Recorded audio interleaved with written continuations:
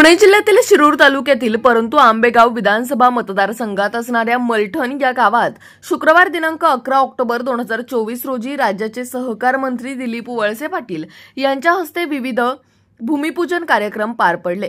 यावेळी माजी आमदार पोपटराव गावडे, आंबेगाव शिरूर विधानसभा मतदारसंघ राष्ट्रवादीचे अध्यक्ष मानसिंग भैया पाचुंदकर पाटील, शिरूर कृषी उत्पन्न बाजार समितीचे माजी सभापती प्रकाश पवार, मलठण गावच्या सरपंच माधुरी थोरात, उपसरपंच कृष्णा शिंदे, मलठण गावातील आजी माजी सरपंच, उपसरपंच, आजी माजी पदाधिकारी, सर्व ग्रामपंचायत सदस्य तसेच विविध प्रशासकीय विभागांचे अधिकारी, त्याचप्रमाणे बहुसंख्येने ग्रामस्थ महिला व पुरुष उपस्थित होते। यावेळी विद्यमान सरपंच माधुरीताई थोरात यांचे पती तथा माजी सरपंच विलास थोरात यांनी आपल्या भाषणात नामदार वळसे पाटील यांनी मलठण येथे केलेल्या विकास कामांचा पाढा वाचत व भाषण संपवताना माझे छोटे भाषण संपवतो असे म्हणताच वळसे पाटलांनी हे छोटे भाषण होते का असा मिश्किल प्रश्न विचारल्याने एकच हशा पिकला। विलास थोरात यांच्या वाढदिवसाच्या औचित्याने उपस्थित मान्यवरांच्या उपस्थितीत केक कापण्यात आला व सहकार मंत्र्यांनी त्यांना शुभेच्छाही दिल्या। याच कार्यक्रमाचा प्रत्यक्ष आढावा घेतलाय आमचे विभागीय संपादक रवींद्र खुडे यांनी। आजचा दिवस म्हणजे मलठण गावाच्या इतिहासातील एक ऐतिहासिक दिवस आहे। औचित्य सांगून मला वाटत नव्हतं साहेबांनी आपल्याला 8 तारीख भूमिपूजनाची दिली होती, परंतु अचानक त्यांना राज्य मंत्रिमंडळाची कॅबिनेट मीटिंग लागल्यानंतर 8 तारखेचा कार्यक्रम रद्द झाला। त्यामुळे आम्ही काही कार्यकर्ते मंडळी त्या ठिकाणी नाराज झालो। साहेबांनी 10 तारीख दिली। तारीख दिल्यानंतर 10 तारखेला आपल्या पूर्ण भारत देशामध्ये ज्यांचं मोठं नाव आहे, राष्ट्रीय पातळीवर ज्यांचं मोठं नाव आहे, ते भारताचे उद्योगपती आदरणीय रतनजी टाटा काल आपल्यामधून निघून गेल्यामुळे आणि पुन्हा साहेबांना राज्य मंत्रिमंडळाची कॅबिनेटची मीटिंग लागल्यामुळे कालचाही कार्यक्रम त्या ठिकाणी कॅन्सल झाला। असं बऱ्याचशा लोकांना वाटत होतं की माझा आज सुद्धा त्या ठिकाणी रद्द होईल, परंतु या वाढदिवसाचा औचित्य साधून आणि विकास कामांच्या भूमिपूजनाचा औचित्य साधून नामदार दिलीपरावजी वळसे पाटील साहेब आपल्या गावामध्ये आले, त्याबद्दल पुन्हा मी एकदा मलठणकरांच्या वतीने त्यांचं त्रिवार अभिनंदन या ठिकाणी करतो। म्हणून त्यांनी मार्गी लावलेले आहेत। मला अभिमान वाटतो 2000 साली जेव्हा नामदार साहेब मलठणमध्ये आले त्यावेळेस मला वाटतं उच्च आणि तंत्र शिक्षण मंत्री होते।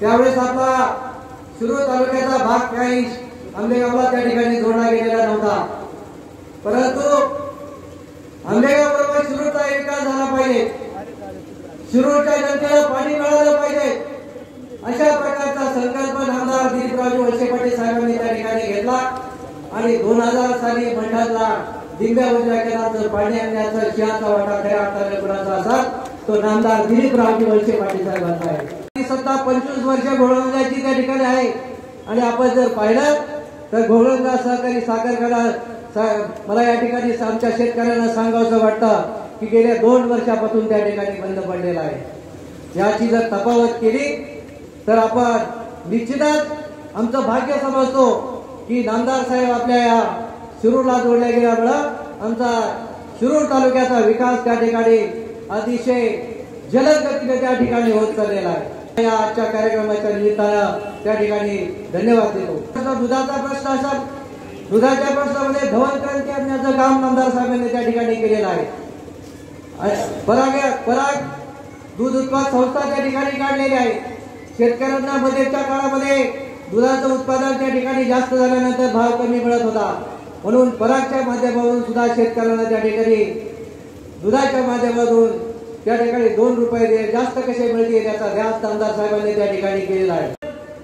दिंड्या नद्याचं पाण्याची जी अडचणी कॅनॉलचा प्रश्न असेल, त्यानंतर नदीवरील कोल्हापूर पद्धतीचे बंधारे असतील, ते सर्व भरून देण्याचं काम नामदार साहेबांनी आतापर्यंत त्या ठिकाणी केलेलं आहे। हे करून नामदार साहेब त्या ठिकाणी थांबलेले नाहीत। आपल्या भागामध्ये हरित क्रांती आली पाहिजे, शेतकऱ्यांना त्या ठिकाणी कोणत्या तरी पद्धती माध्यमामधून शेतकऱ्यांना 2 रुपये त्या ठिकाणी मिळाले पाहिजेत, याचा संकल्प नामदार साहेबांनी त्या ठिकाणी केला आणि भीमाशंकर सहकारी साखर कारखान्याची त्या ठिकाणी निर्मिती केली। मित्रांनो, शिरूर तालुका बागायती झाल्यानंतर डिंब्या उजव्या कॅनलचं पाणी आल्यानंतर आपल्या भागामध्ये अनेक शेतकऱ्यांनी ऊस पिकवला आणि ऊस पिकवल्यानंतर त्या ऊसाची विल्हेवाट त्या ठिकाणी लागत नव्हती, म्हणून नामदार साहेबांनी पुन्हा त्या ठिकाणी पराग ॲग्रो लिमिटेड म्हणून कारखान्याची निर्मिती केली. माझी मलठणकरांना या ठिकाणी सवाल आहे. शेजारचा घोडगंगा कारखाना त्या ठिकाणी नामदार साहेब बंद पडलेला आहे आणि भीमाशंकर कारखान्याचा जर आपण इतिहास पाहिला तर गेल्या 2000 सालापासून तर आता 24 वर्षामध्ये भीमाशंकर सहकारी कारखान्याने अनेक राज्याचे पुरस्कार असतील, देश पातळीवरचे पुरस्कार असतील, वसंतदादा शुगर इन्स्टिट्यूटचा त्या ठिकाणी पुरस्कार असेल, असे अनेक प्रश्न नामदार दिलीपरावजी वळसे पाटील साहेबांच्या माध्यमातून त्या ठिकाणी मिळालेले. त्या ठिकाणी काहीतरी थोडे नाराज होते, कारण दुधाचा भाव त्या ठिकाणी साहेब जवळजवळ 25 रुपये 20 रुपये त्या ठिकाणी आलेला होता. परंतु मी या ठिकाणी जाहीरपणे सांगतो की राज्य मंत्रिमंडळामध्ये शेतकऱ्यांचा प्रश्न आणि दुधाला जास्तीत जास्त भाव कसा मिळेल याचा ध्यास नामदार दिलीपरावजी वळसे पाटील साहेबांनी त्या ठिकाणी घेतला आणि दुधाला आता 5 रुपये नव्हे तर 7 रुपये अनुदान देण्याचा निर्णय राज्य मंत्रिमंडळाने घेतल्यानंतर त्यामध्ये नामदार दिलीपरावजी वळसे पाटील साहेबांचा त्या ठिकाणी सिंहाचा वाटा आहे. असं हे नेतृत्व एका बाजूला आणि दुसरीकडे काही केलं नाही, फक्त लोकांच्या गप्पा मारायच्या, लोकांमध्ये सहानुभूती मिळवायची आणि सहानुभूती मिळवून मित्रांनो तुमचे माझे प्रश्न त्या ठिकाणी सुटणार नाही. आणि म्हणून उद्याच्या निवडणुकीमध्ये पक्ष कुणी बघू नका, फक्त नामदार दिलीपरावजी वळसे पाटील साहेबांनी काय केलं याचं तुम्ही मनामध्ये ठेवा आणि उद्याच्या निवडणुकीमध्ये मी तुम्हाला या ठिकाणी ग्वाही देतो, कोणी कितीही बळाया मारल्या तरी नामदार साहेब त्या ठिकाणी 50,000च्या लीड पेक्षा जास्त मतांनी निवडून आल्याशिवाय त्या ठिकाणी राहणार नाही, अशा प्रकारची ग्वाही मी नामदार साहेब या ठिकाणी आपल्याला देतो.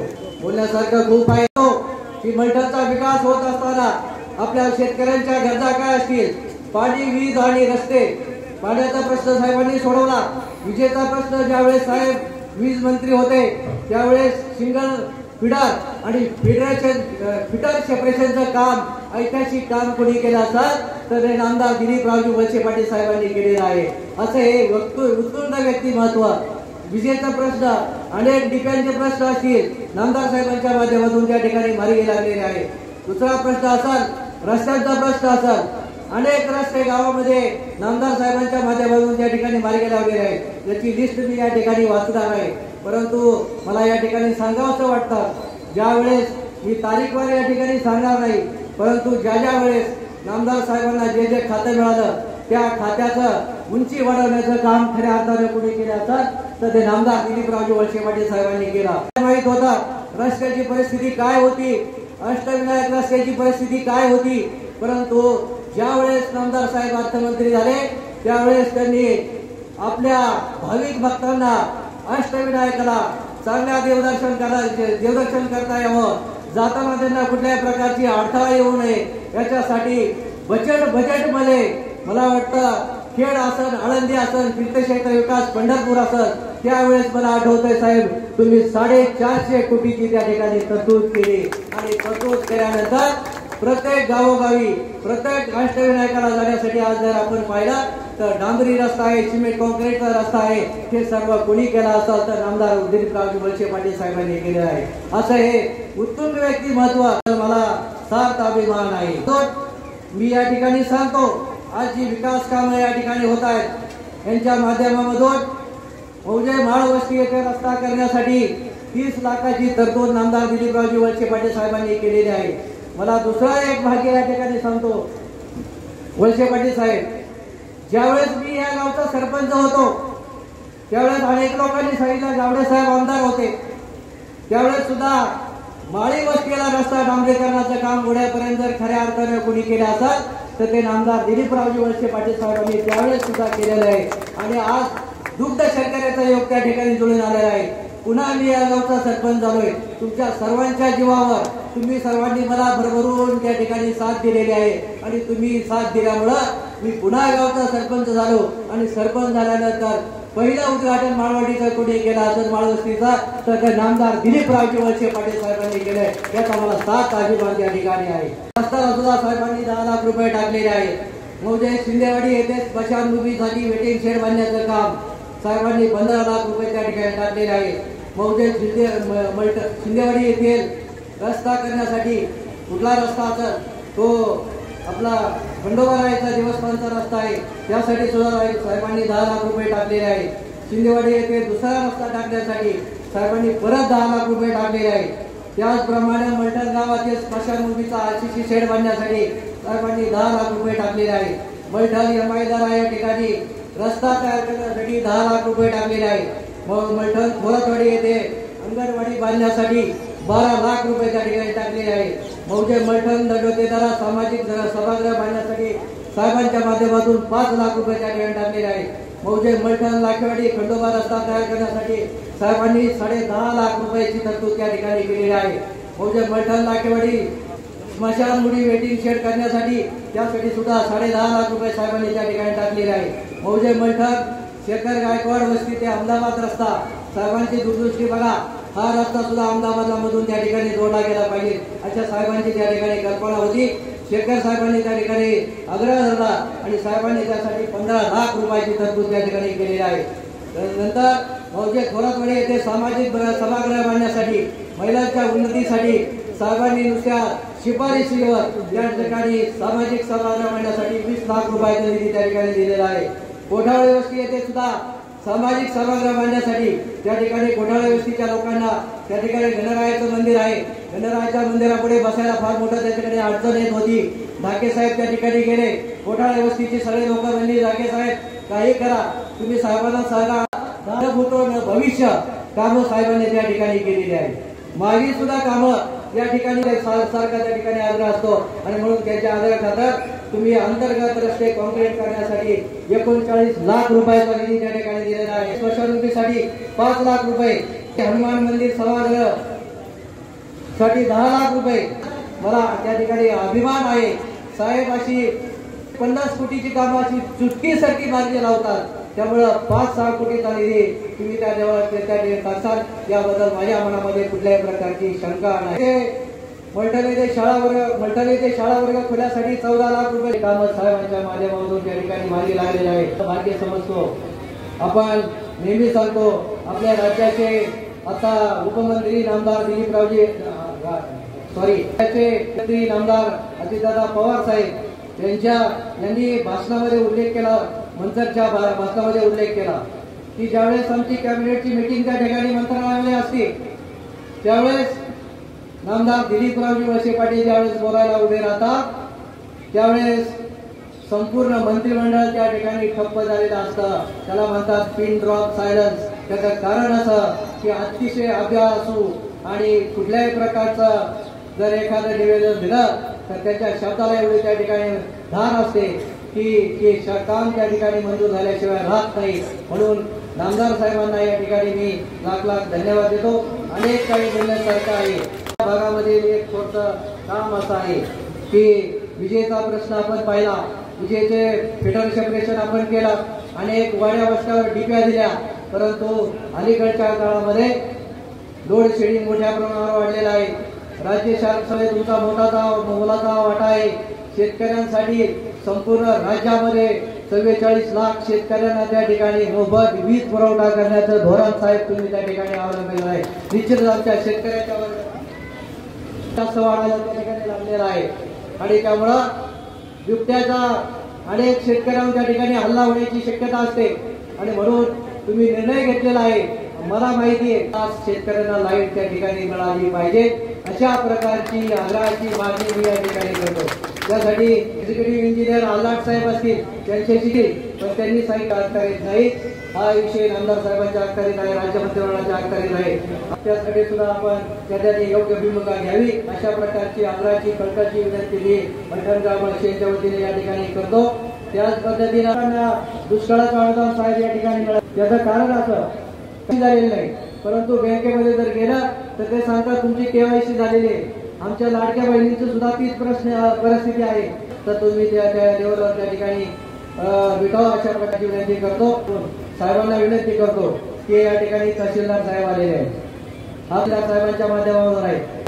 शेती खात्याने त्या ठिकाणी दिलेली साहेब, तशी कारवाई तहसीलदार साहेबांच्या माध्यमातून त्या ठिकाणी झालेली नाही. शेतकरी पीक विम्याच्या माध्यमातून त्या ठिकाणी वंचित आहेत, त्यांनाही तुम्ही त्या विविध प्रकारच्या सूचना द्याव्यात अशा प्रकारची विनंती मी आजच्या कार्यक्रमाच्या निमित्ताने करतो. म्हणजे तुमचा आमचा प्रश्न सतत तुम्ही मांडलाच नाही, कसं साहेबांना कळणार? म्हणून मुस्लिम कब्रस्तानसाठी 5 लाख रुपयाची तरतूद करावी, अशा प्रकारची 11 रुपयाची त्या ठिकाणी आवश्यकता आहे.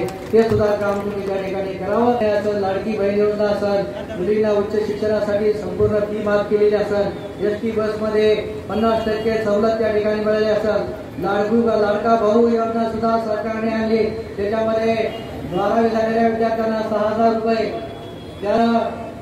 तुम्ही जर ITI कोर्स केला असेल, डिप्लोमा झाला असेल तर त्यासाठी सरकारच्या माध्यमातून 8,000 रुपये आणि ग्रॅज्युएशन झालं असेल तर त्या ठिकाणी 10,000 रुपयाचा स्टायपेंड सरकार त्या ठिकाणी देते. त्या सगळ्या दिलीपराव वळसे पाटील साहेबांच्या माध्यमातून त्या ठिकाणी झालेल्या आहे. आणि किसान योजनेमध्ये 6,000 रुपये त्या ठिकाणी मिळत होते. पंतप्रधान योजनेचे 6,000 आणि सहकार मंत्री असताना आपण निर्णय घेतला की ज्या लोकांनी रेग्युलर पैसे विविध कार्यकारी सोसायटीचे भरले त्यांना 50,000 रुपये द्यायचं आपण शासनाने त्या ठिकाणी कबूल केला. परंतु अजूनही मलठण गावामध्ये साहेब बऱ्याचशा लोकांना 50,000 रुपये ते सहानुभूती अनुदान त्या ठिकाणी मिळालेला नाही. योग्य ती दखल घ्यावी त्या निमित्ताने करतो. बोलण्यासारखं आवडे साहेब मध्ये उठले भास्कर, त्यामुळं मी माझं भाषण या ठिकाणी थांबवतो आणि पुन्हा एकदा साहेबांना येतो की साहेब तुम्ही जिथं जाताल जिथं असाल तिथं तुम्ही म्हणजे आधी आणि तुमचा जो पक्ष असेल तोच आमचा पक्ष. आज या कार्यक्रमाच्या निमित्ताने मी या ठिकाणी सांगतो. पुन्हा लाख